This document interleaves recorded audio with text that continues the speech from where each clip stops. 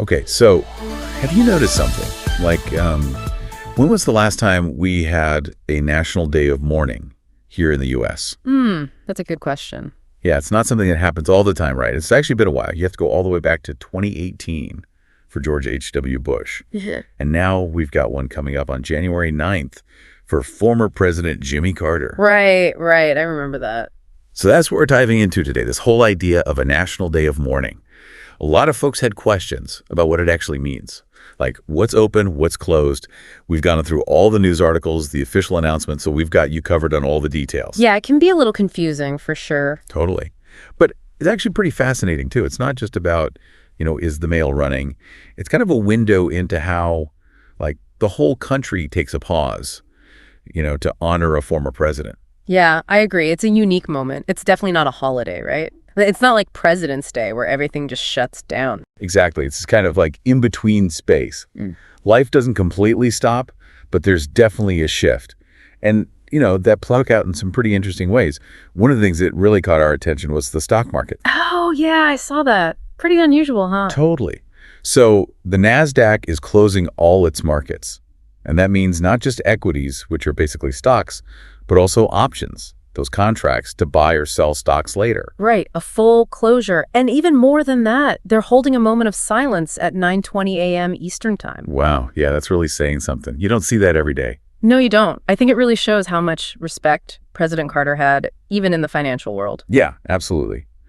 But while that closure is, mainly symbolic, it does make you think about the economic side of things, even if it's just for a short time. For sure. I mean, the bond market is closing early at 2 p.m. Eastern. Oh, that's interesting. Why the difference there? Why wouldn't they just, close completely too? Well, the bond market tends to be a little less reactive to, immediate news events compared to the stock market. They're more focused on the long game, interest rates, government debt.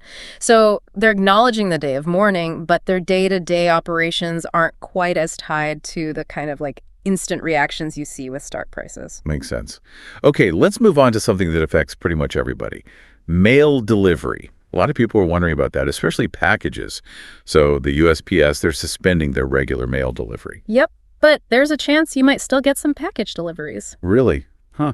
I have to say, I was a little surprised by that.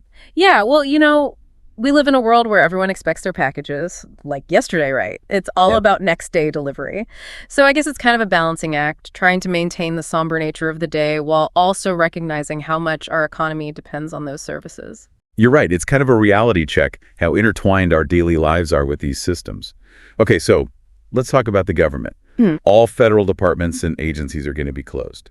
Right, per President Biden's executive order. Exactly. But of course, you've still got your essential national defense and security personnel working as usual. Of course, yeah. Always on duty, making sure everything runs smoothly, even as we're pausing for national remembrance. Those folks are the unsung heroes. Absolutely. Yeah. Okay, so just to recap, we've got mail delays, stock market closures, and we've gotten a little glimpse into how the government functions on a national day of mourning. It's really interesting to see how all these different parts of American life respond to an event like this. Yeah, it makes you think, right? Like, what do these kinds of observances tell us about ourselves? How do we choose to, express our values and priorities as a nation? I think that's a question worth pondering. I totally agree. It's something to reflect on for sure.